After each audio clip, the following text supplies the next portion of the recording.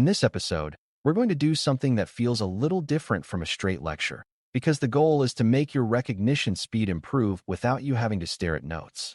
When you are new to cybersecurity, you can understand an idea when it is explained slowly, but still freeze when the same idea shows up quickly inside a messy real-world story. That gap between slow understanding and fast recognition is exactly where attackers get time and attention, and it is also where defenders lose confidence. The approach here is spaced retrieval, which is a learning method that strengthens memory by repeatedly pulling the right concept back out of your mind at intervals instead of just rereading it. You will hear short situations that sound like everyday messages or everyday login events, and your job is to decide what category you are hearing before the explanation arrives.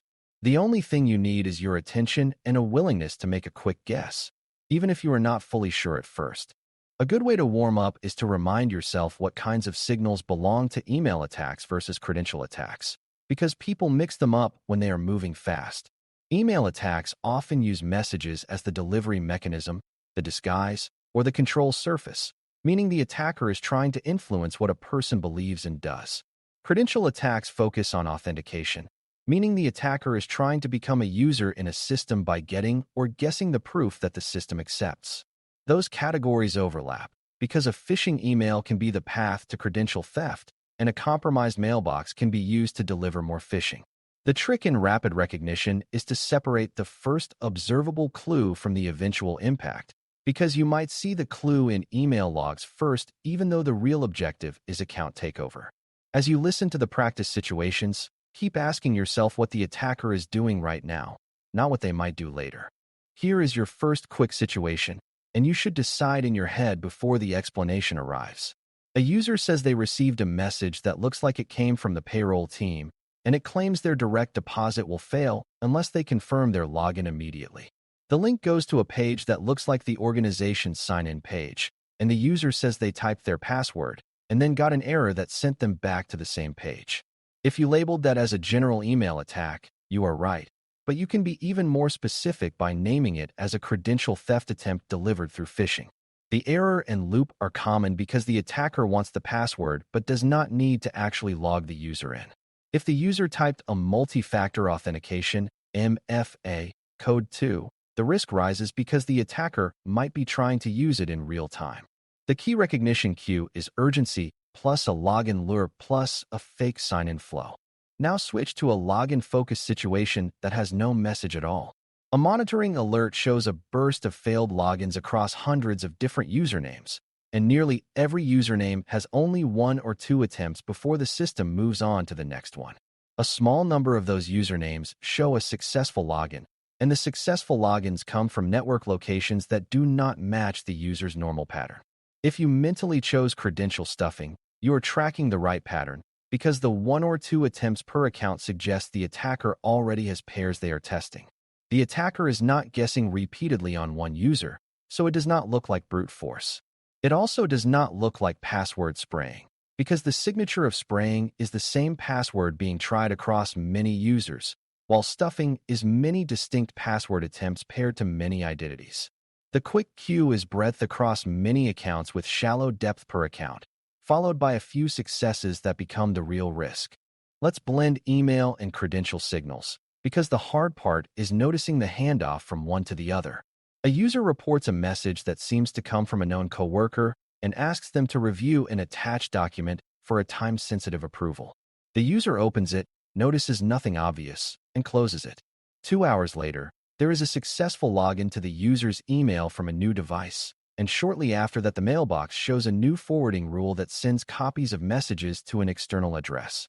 If you thought first of email compromise, that is a reasonable label, but the more useful recognition is that the email is now the attacker's control point for expansion.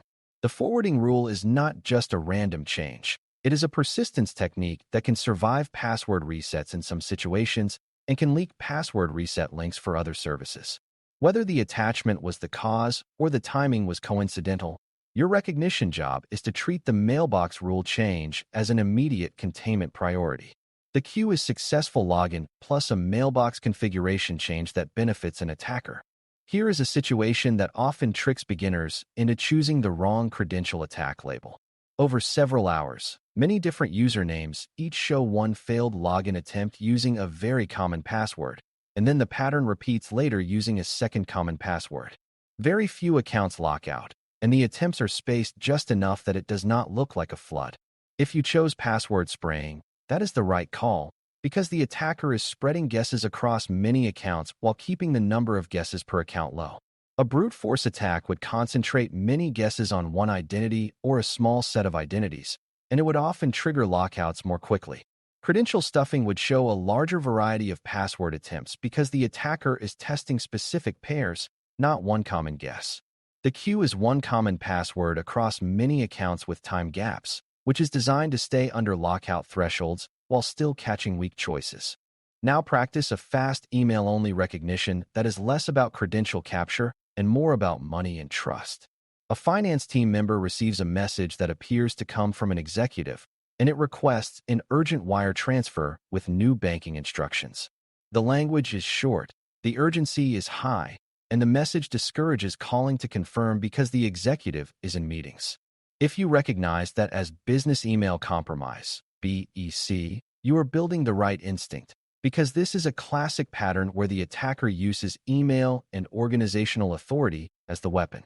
Notice that this does not require the attacker to steal a password in the moment, because they might already control the executive's mailbox, or they might be spoofing the display name in a way that fools the recipient. The fastest queue is a financial request combined with urgency and isolation tactics, meaning a push to act without verification.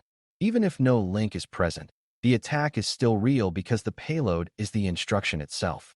Now turn back to credentials, but listen for the clue that suggests the attacker is hammering a specific target. A single username shows dozens of failed logins in a short window, and the attempt rate accelerates, as if a machine is rapidly trying combinations. The source may be one network location or it may rotate, but the defining feature is that the attacker is fixated on one identity. If you labeled that as brute force, that is the correct rapid recognition, because the attacker is trying to discover the password through volume. This is also where you remember why defenses like rate limiting and lockouts exist, because they turn brute force into a noisy, less effective strategy. If MFA is enabled on the account, brute force might still be attempted, but success becomes less likely unless the environment has weak protections or the attacker can exploit recovery paths. The queue is deep repetition against one account, which is fundamentally different from the wide but shallow patterns of stuffing and spraying. Here is a scenario that tests whether you can recognize credential theft even when there are not many failed logins. A user has no record of login failures, but suddenly there is a successful login from an unfamiliar device, and within minutes the account changes its recovery email and adds a new phone number. Soon after, the user reports that they are locked out and cannot reset their password because the recovery details are no longer theirs.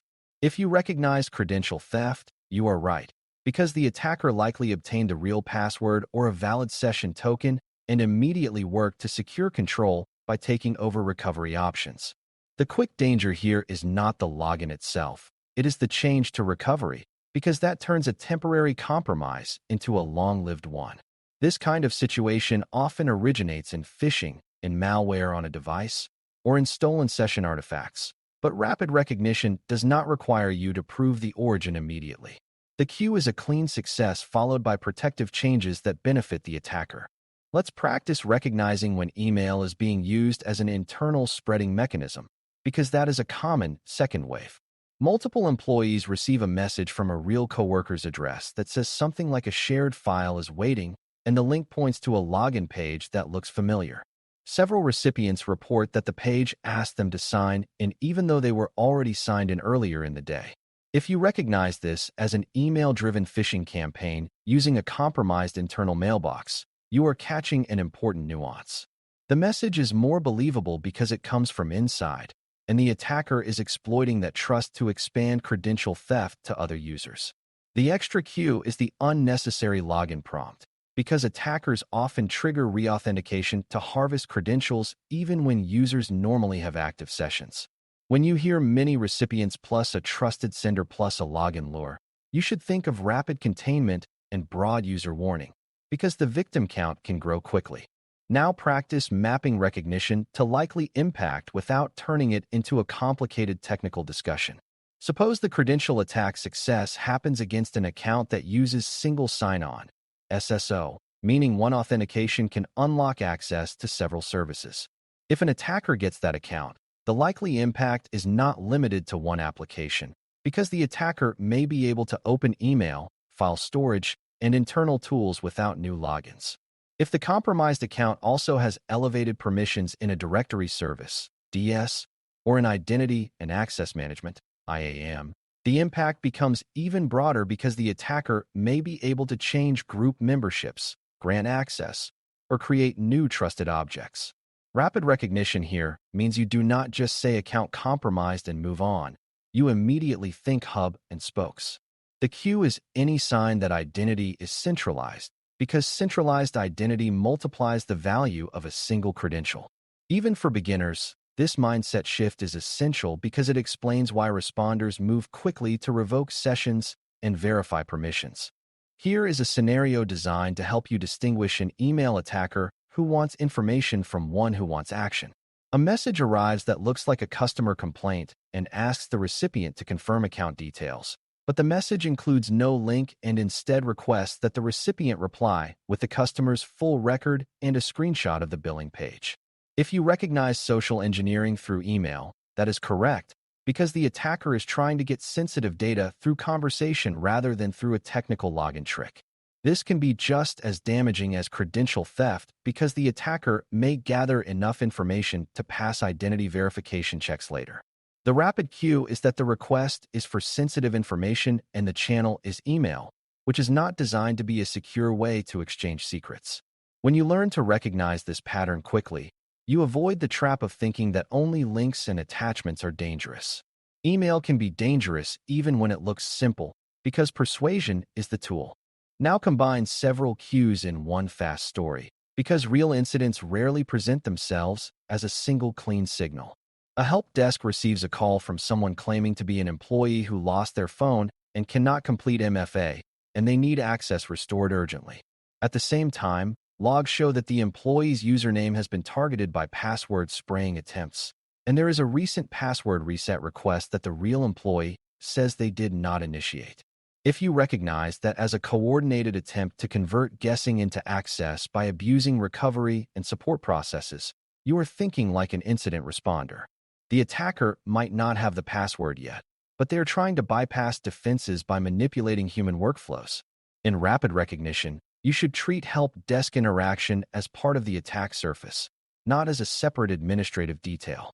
The cue is pressure plus identity claims plus coinciding authentication anomalies, which together suggest an attacker attempting to break the chain of trust at the recovery step. As we get close to the end, it helps to practice a final mental check that you can run in your head whenever you see a suspicious login or suspicious email. First, decide whether the primary action is persuasion through messaging or authentication through credentials, knowing the two can connect. Next, if it is credential-focused, decide whether the pattern is wide and shallow, wide and slow, or deep and repetitive, because those cues separate stuffing, spraying, and brute force. Then ask whether the event includes evidence of theft, such as a clean success followed by recovery changes, mailbox rules, or new devices that appear suddenly. Finally, consider what the compromised identity can reach, especially if SSO is involved, because that determines whether the incident is likely contained or likely spreading. You do not need to be perfect on the first pass. The value comes from repeatedly pulling these categories back into working memory until the correct label becomes your first instinct. That is the purpose of spaced retrieval in a security context. To wrap this up, remember that rapid recognition is not about memorizing definitions. It is about hearing a situation and immediately noticing the few signals that matter most. Email attacks often reveal themselves through urgency, authority, odd requests, and links or flows designed to harvest secrets or prompt risky actions. Credential attacks reveal themselves through patterns in authentication attempts, such as one or two attempts across many accounts for stuffing, one common password across many users for spraying, and repeated rapid failures for brute force. Credential theft often shows up as clean successful access followed by changes that secure the attacker's control, such as recovery updates or mailbox forwarding rules. Each time you correctly label what you are hearing, you strengthen your ability to respond calmly, because naming the pattern reduces confusion and prevents random action. The whole point is to make your brain faster at sorting signals so your next steps are grounded in the likely attacker method and the likely downstream impact.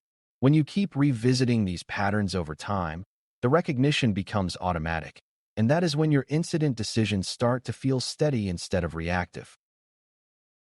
Thanks for listening. For more audio courses, daily newsletters, and more, please visit baremetalcyber.com.